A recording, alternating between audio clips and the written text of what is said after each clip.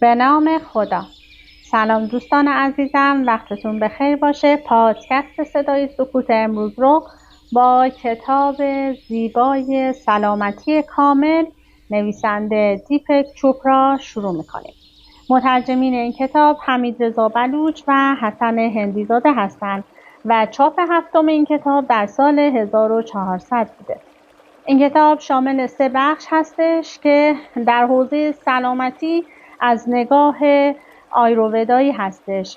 3 بخش که بخش اول مکانی به نام سلامتی کامل، بخش دوم بدن کوانتوم مکانیکی انسان و بخش سوم انگیزه کامل هستش. نوع بدن شما چیست؟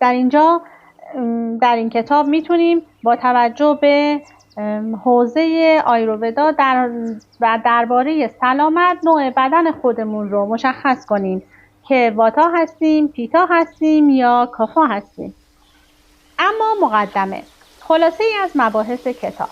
در بخش نخست راجع به امکان سلامتی کامل بحث میکنیم و سپس به مسائل عملی آن میپردازیم.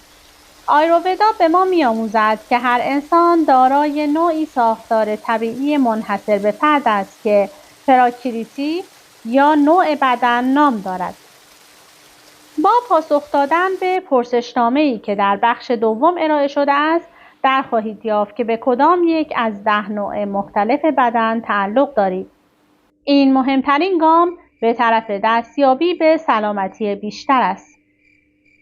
چرا که تیپ یا نوع بدن به شما میگوید که طبیعت مایل است چگونه زندگی کنید. بر طبق آیورودا بدن شما میداند چه چیزی برایش خوب است و چه چیز برایش بد است. زیرا طبیعت از همان بدو تولد غرایز صحیحی را در بدن هر کس کار گذاشته است. به محض آنکه شروع به درک و پیروی از این تمایلات ذاتی و مادرزادی خود بکنید، در خواهید یافت که با کوشش ناچیزی از طرف شما فیزیولوژی بدن به خودی خود قادر به دستیابی به تعادل خواهد بود. در حین جستجو و کندوکاو در میابیم در همان حال که حفظ تعادل بدن میتواند ضامن سلامتی ایدئال باشد، متقابلاً عدم تعادل‌های بسیار ناچیز در سیستم بدن بذر بیماری‌های آینده را می‌افشاند. با شناخت بر نقاط ضعف و قوت هر نوع بدن قادر خواهید بود شیوه خاص خود را برای پیشگیری از بیماری انتخاب کنید. نوع بدن شما مشخص می‌کند که بیشتر در معرض ابتلا به چه بیماری‌هایی هستید و با احتراز از آنها می‌توانید به طرف سلامتی کامل گام بردارید. در بخش دوم به کاوش عمیق‌تری در سطح کوانتومی درون خویش می‌پردازیم و نشان خواهیم داد که ذهن چگونه بدن را به طرف بیماری یا سلامت سوق می‌دهد. هزاران سال قبل از آنکه علم پزشکی معاصر به رابطه بدن و ذهن پی ببرد، حکمای آیروودا از آن خبر داشتند. آنها نوعی تکنیک درونی را ابداع کردند که در عمیق‌ترین سطوح آگاهی عمل می‌کند. رمز سلامتی کامل در بکارگیری و استفاده از این تکنیک‌ها نهفته است. در این بخش در مورد نقش مدیتیشن یا تعمق درونی در از میان برداشتن موانعی که سد راه سلامتی هستند بحث خواهیم کرد. همچنین در خواهیم یافت که چگونه می‌توانیم از بدن کوانتوم مکانیکی در جهت تغییر بدن فیزیکی خود استفاده کنیم تا قوی‌تر از هر دارو، رژیم غذایی و هر نوع تمرین و ورزش عمل کند. در این بخش همچنین به پهنه وسیعی از موضوعات مختلف پزشکی از اعتیاد مواد مخدر تا سرطان که در کلینیک‌های آیروودایی مورد درمان قرار می‌گیرند پرداخته می‌شود.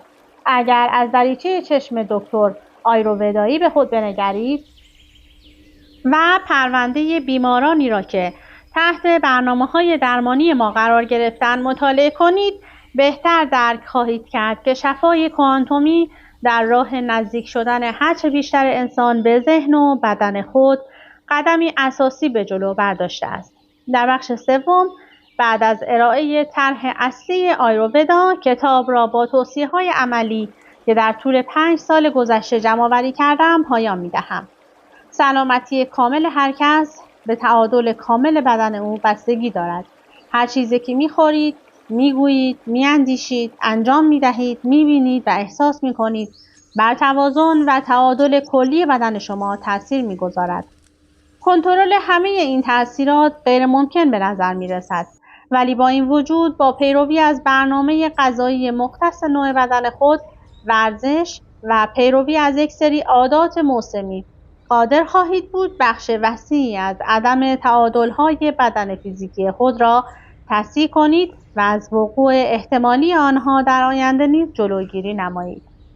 اما فصل اول با عنوان مکانی به نام سلامتی کامل رو براتون نمیخونم و از فصل دوم کشف نوع بدن شروع میکنیم.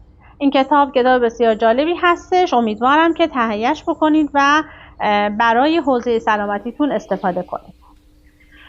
گام اول، شناخت نوع یا تیپ بدن.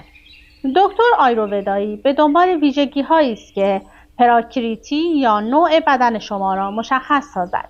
پراکریتی یک واژه سانسکریت است که به معنی طبع یا طبیعت درونی می باشد. او قصد دارد قبل از توجه به اختلافات و عوارض بیماری، طبیعت درونی و بنیانی شما را بشناسد.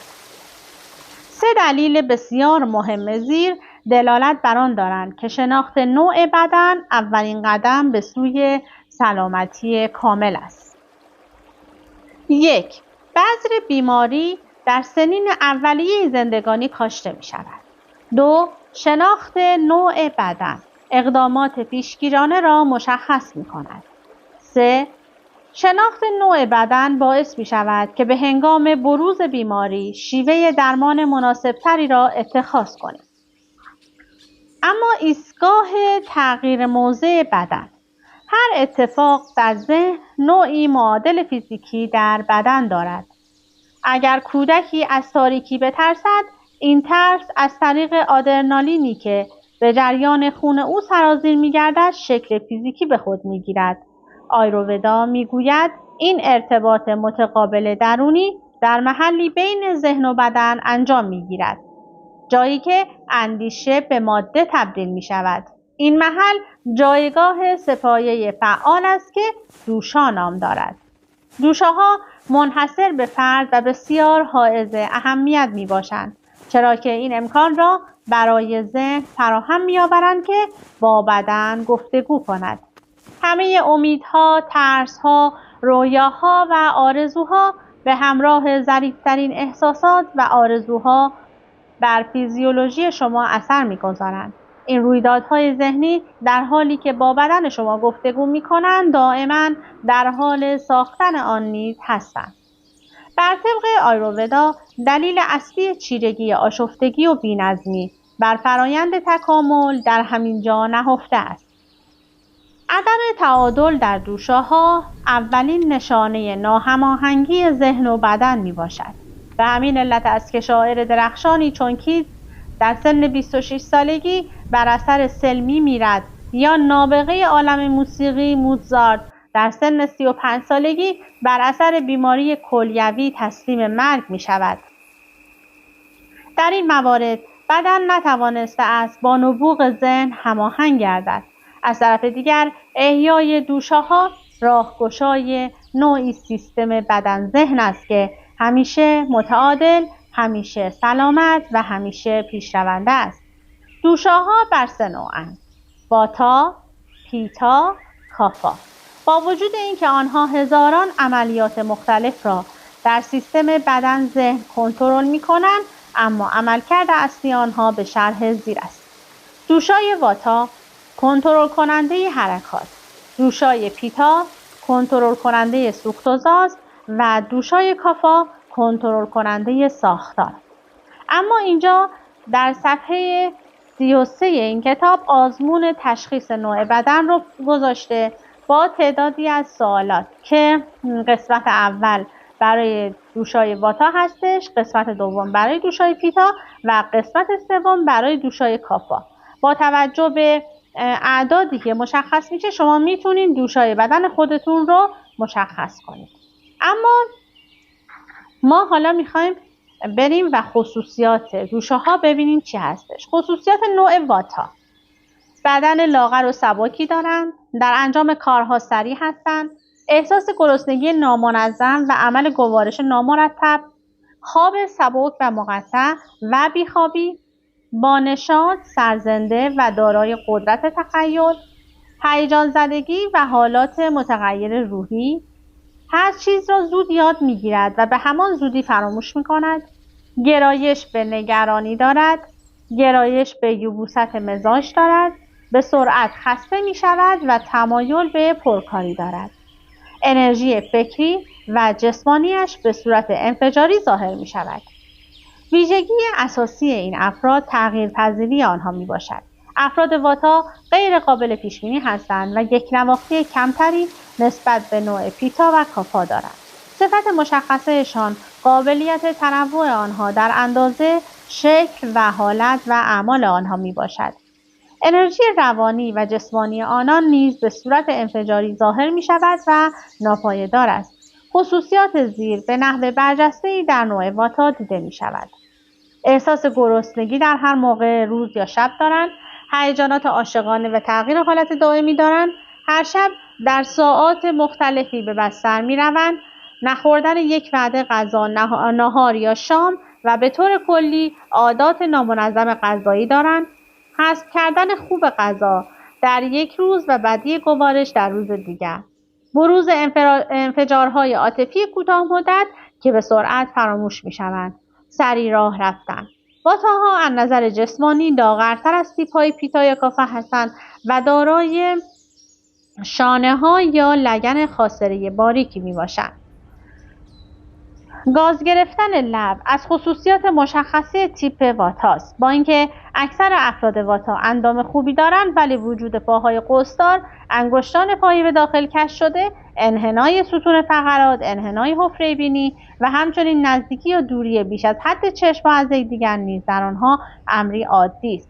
صدای تق تق بند مفاصل در آنها بسیار مشخص است. اما میریم برای خصوصیات نوع پیتا.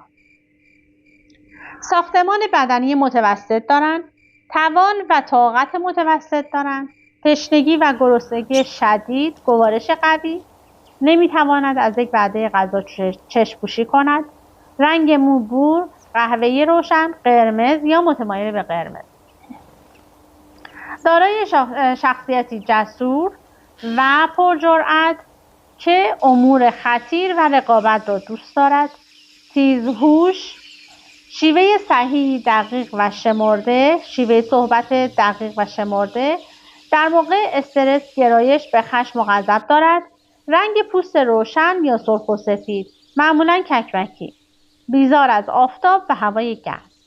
ویژگی اساسی این نوع افراد تند و تیز بودن آنها، احساسات آنهاست. هر کس که دارای خصوصیاتی چون موهای قرمز روشن و صورتی گلگون، بلند همت، تیزهوش، مباحثه‌جو، بیباک و دلیر، منطقی یا حسود باشد، به مقدار زیادی دارای پیتاست. روحیه مبارزه طلبانه پیتا گرایشی طبیعی است ولی لزوماً آشکار نمی شود. پیتاها در هنگام تعادل افرادی گرم و احساساتی، صمیمی، خوشنود و مهربان هستند. چهره بشاش و خوشحال نشانگر پیتای واقعی است. مشخصات زیر نیز از دیگر ویژگی‌های پیتا هاست. اگر غذا نیم ساعت دیر شود، احساس بسیار شدید گرسنگی می‌کنند. وقت شناسی و احساس ناخوشنودی از اتلاف وقت به طوری که زندگیشان را با ساعت تنظیم می‌کنند، آن هم با ساعتی گران قیمت، و از اتلاف وقت ناراحت می‌شوند. شب‌ها که از خواب بیدار می‌شوند، احساس گرما و تشنگی می‌کنند. بر موقعیت حاکم می‌شوند یا احساس می‌کنند باید چنین کنند. در هنگام پیاده روی با گام‌های مصمم راه می‌روند. از روی تجربه می‌فهمد که دیگران او را فردی بسیار زیادخواه، طعنه‌زن یا بسیار بهانه‌گیر می‌دانند. از نظر جسمی پیتاها اندامی متوسط و متناسب دارند. وزن خود را بدون نوسانات شدید نگه می‌دارند. اضافه یا کم کردن چند کیلو وزن برای آنها چندان مشکل نیست. طرح چهره آنها بسیار متناسب و معمولی است. رنگ مو و پوست پیتاها به آسانی قابل تشخیص است. موها معمولا صاف و نرم و به رنگ قرمز، بور یا حنایی است و زود خاکستری می شود. تاسی، کمپشتی مو یا عقب نشینی موها از علایم قدرت با افزایش پیتاست. پوست آنها گرم، لطیف و به رنگ روشن است و بر اثر آفتاب به آسانی برنزه نمی شود و اغلب اوقات قبل از آنکه برنزه شود می سوزد، مخصوصا اگر موها نرم و لطیف و به رنگ روشن باشند. این دلیل دیگری است که آنها را به پرهیز از آفتاب وامی دارد، اگرچه آنها طبیعتاً از آفتاب گریزند. پیتاها معمولاً هوش نافذ و تیزی دارند و از قدرت تمرکز خوبی برخوردارند. فطرتاً دوست دارند منظم باشند و انرژی، پول و امور خود را با شایستگی اداره کنند. در لجاجت و یک دندگیشان، دست و پای گرمشان، در چشمها، پوست، معده یا روده های سوزانشان، همگی این عوارض به محض بروز عدم تعادل ظاهر می گردد. تمایلی به انجام کارهای سنگین ندارند. چشمان آنها نور شدید را زیاد دوست ندارد. از خصوص منفیشون گرایش به خشم و فشار روانی باعث میشه که به سرعت غضبناک بشن. اما میریم برای خصوصیات نوع کافا. ساختمان بدنی محکم و پرقدرت با قدرت جسمانی و طاقت زیاد، دارای انرژی ممتد و پایدار، کند و موزون در عمل، شخصیتی آرام و ساکت و دیرخشم، پوستی خنک، نرم، ضخیم و رنگ پریده و معمولاً چرب، کند در گرفتن اطلاعات جدید اما دارای حافظه خوب، خواب طولانی و سنگین، مستعد چاقی، گوارش کند، گرسنگی کم، مهربان، با انعطاف با گذشت، گرایش به احساس تملک و راحت طلبی. خمیره ذاتی نوع کافا راحتی و آسودگی خیال است. دوشای کافا اساس ساختاری بدن را تشکیل داده و ثبات و پایداری بر مقام می آورد و همچنین تامین کننده ذخیره نیروی بدنی، بنیه و قدرتی است که در بدن تنومند و سنگین کافا وجود دارد. کافاها از نظر آیورودا افرادی سعادتمند هستند، زیرا از سلامتی خوبی برخوردارند. همچنین شخصیت آنها تصویری شاد، متین و بی دغدغه از دنیای اطراف ارائه می دهد. نشانه های بارز کافا به شرح زیر است. قبل از اتخاذ یک تصمیم به مدت طولانی بر روی آن تعمق می کنند. به کندی از خواب بیدار می شوند و مدت زیادی در بستر می مانند و بعد از ترک بستر به یک فنجان قهوه نیاز دارند. از وضع موجود راضی هستند و با آشتی دادن دیگران به حفظ آن می کوشند. به احساس همدلی دیگران احترام می گذارند. غذا خوردن به آنها نوعی احساس آرامش می دهد. حرکاتی موزون و چشمانی آبدار دارند. حتی اگر اضافه وزن داشته باشند هنگام راه رفتن می خرامند. دوشای کافا از لحاظ جسمی قدرت و مقاومتی طبیعی در مقابل بیماری ها ایجاد می کند. کافاها علیرغم ساختار بدنی مناسب در ناحیه کفل و شانه ها پت و پهن می شوند و به آسانی اضافه وزن پیدا می کنند. کافی است فقط به غذا نگاه کنند تا چند کیلو وزن اضافه کنند. از آنجا که اضافه وزن به آسانی از بین نمی رود، به همین علت معمولاً در هنگام عدم تعادل شدیداً چاق می شوند. هر چیزی که در چهره و بدن نشانگر آرامش و ثبات باشد، دال بر تسلط دوشای کافاست. چربی خوراکی معمولاً در قسمت پایین بدن یعنی رانها و کفلها ذخیره می شود. به دلیل آنکه این دوشا کنترل کننده رطوبت بافت‌های بدن است، عدم تعادل کافا خود را در پرده‌های مخاطی نشان می‌دهد. کافاها از گرفتگی سینوس‌ها، سرماخوردگی سینه، آلرژی، آسم و درد مفاصل، هرچند بیماری درد مفاصل مشخصاً به واتا نسبت داده می‌شود، رنج می‌برند. این علایم در اواخر زمستان و بهار شدت پیدا می‌کنند. کافاها طبیعتاً افرادی مهربان، صبور و باگذشت هستند. احساس مادرانه داشتن نشانگر کافاست. کافاها معمولاً در مواقع بحرانی سراسیمه نمی‌شوند و دیگران را نیز در کنار خود مستقر می‌سازند. خواب این گونه افراد سنگین و طولانی است. دوشای کافا به ما احساس امنیت درونی و ثبات می‌دهد که از ویژگی‌های ذاتی یک شخص سالم است. اما وقتی که ما میایم اون جداول رو پر می‌کنیم ممکنه به یک دوشا یا 2 تا دوشا تمایل داشته باشیم که اینجوری بهش میگن که تیپ‌های 2 دوشایی یا 3 دوشایی، که من تیپ‌های 2 دوشایی رو برای شما میخونم. واتا پیتا. این افراد همانند تیپ واتای خالص لاغرندام هستند. مثل دیگر افراد واتا پرتحرک، با محبت و پرحرفند، اما از آنها پردل و جرأت‌تر بوده و همچنین تیزهوش‌ترند که البته این دو ویژگی از خصوصیات پیتاست. این افراد احتمال کمی دارد که بیش از اینها به واتای خالص نزدیک شوند. به اندازه واتاها حساس و از نظر جسمی شکننده و یا نامنظم نیستند. ساختار طبیعیشان از یک ثبات کلی برخوردار است که از اثرات پیتاست. عموماً گوارش بهتری نسبت به نوع واتا و همچنین تحمل بهتری در مقابل سرما دارند، چرا که دوشای پیتا باعث بهبود گردش خون آنها می‌گردد. انواع خالص واتا نسبت به محیط اطراف خود شدیداً حساس هستند. اغلب قربانی عدم تحمل سر و صدا، جریان هوای سرد و ناراحتی‌های جسمانی هستند، اما این موضوع در مورد افراد واتا پیتا کم تاثیر می‌کند. میریم به دوشای پیتا واتا. این نوع افراد معمولاً اندامی متوسط دارند.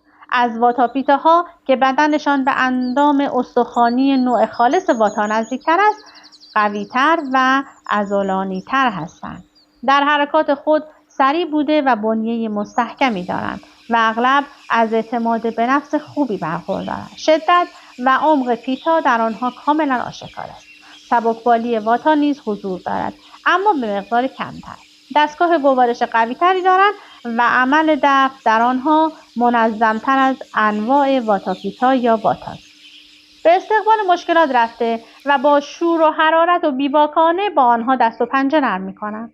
انواع واتا پیتا و پیتا واتا ممکن است به ترس و خشم که از احساسات منفی این دو دوشاست گرایش داشته باشند.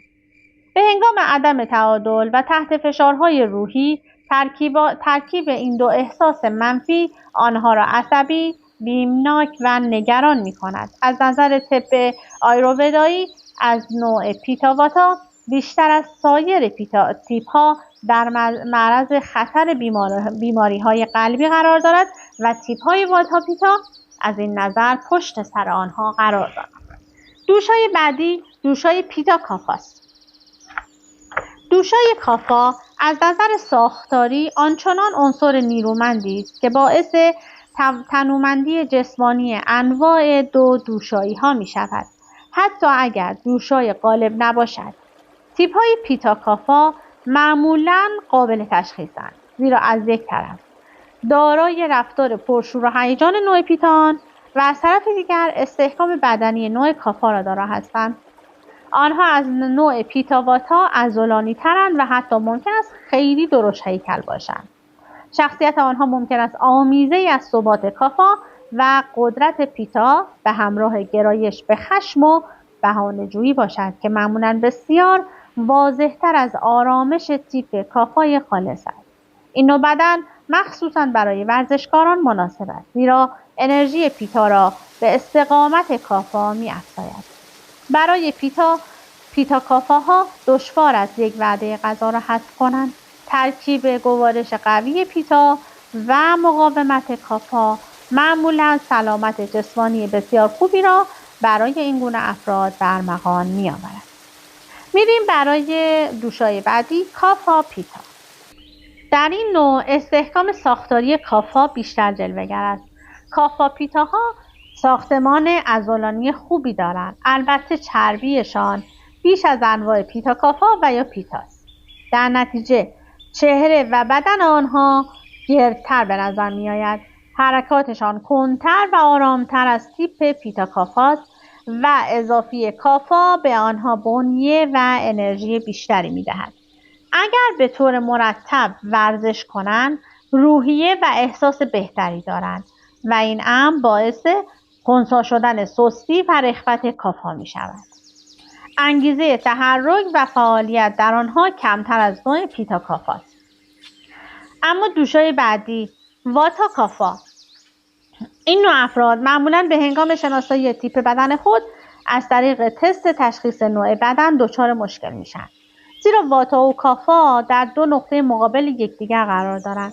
صرف نظر از مشکل تصمیم گیری از طرف واتا، معمولاً نقطه بارز و افشاگر در این تیپ ترکیب جثه لاغر و باریک واتا با رفتار آرام و بی‌دغدغه کافا است، حالتی که در یک واتای خالص هرگز مشاهده نمی شود.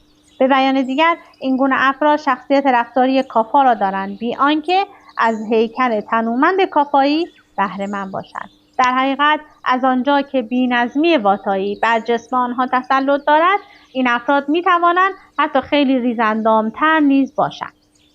برخلاف واتاها که همیشه در جنب و جوش و حرکت هستند، واتا کافاها احساسی از ثبات درونی را نشان میدن. آنها معمولاً خلقی آرام دارند، اما تحت فشارهای عصبی می توانند واکنش‌های تند واتایی از خود نشان دهند. در هنگام عمل سریع و با کفایت هستند، اما از گرایش کافایی خود که میل به تفره رفتن دارد آگاهند. تمایل به پس‌انداز و جمع کردن اشیا نیز در این افراد وجود دارد. از آنجایی که هر دو دوشای واتا و کافا سرد هستند، این گونه افراد به شدت از سرما بیزارند. همچنین سرد بودن دوشاها می تواند باعث کندی گوارش و بی‌نظمی آنها گردد. میریم برای دو دوشای بعدی، کافا واتا. افراد این نوع شباهت به نوع واتا کافا دارند، با این تفاوت که از ساختار بدنی محکمتر و حرکات آهسته تری برخوردارند.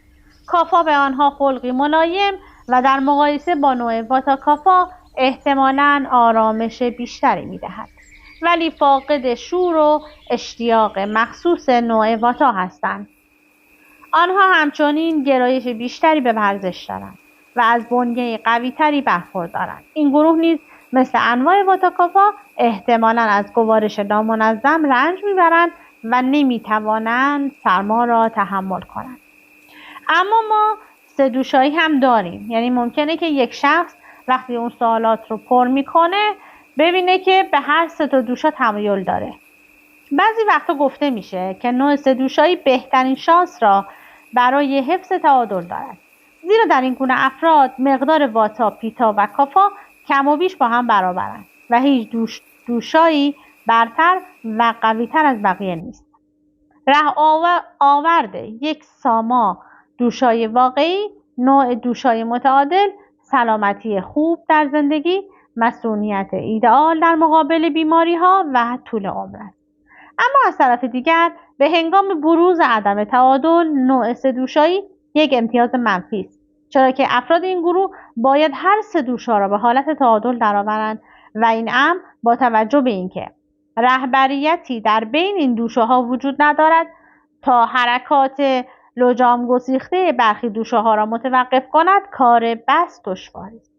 دوشاها تمایل به تغییر و جابجایی دارند و هزاران راه مختلف برای ارتباط بین دوشاها وجود دارد و امکان اینکه نسبت هر سه دوشا در هنگام تولد به یک اندازه باشد بسیار غیر محتمل است. مثل این میماند که سه سکه را با هم پرتاب کنیم و هر سه آنها در یک خط مستقیم کنار هم قرار بگیرند.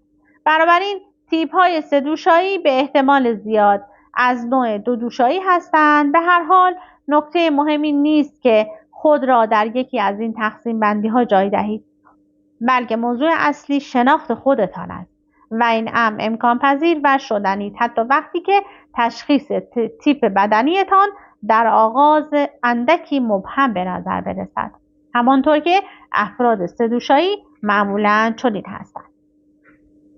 خب فصل سوم هم سه دوشاها رو معرفی کرده و مطالب متنوع دیگه رو گفته در خصوص ورزش هایی که برای این سه نوع دوشا هستش، غذاهایی که برای این سه دوشا خوب هستش، همین که اگر دوشایی از تعادل خارج شد بعد چجوری به تعادل برگردونیم. کتاب زیبایی هستش که بهتون توصیه میکنم اگر میتونید و شرطش رو دارید تهیه کنید و کتاب رو بخونید. خیلی ممنونم که با من همراه بودید. تا وایس بعدی، خدا نگهدارتون.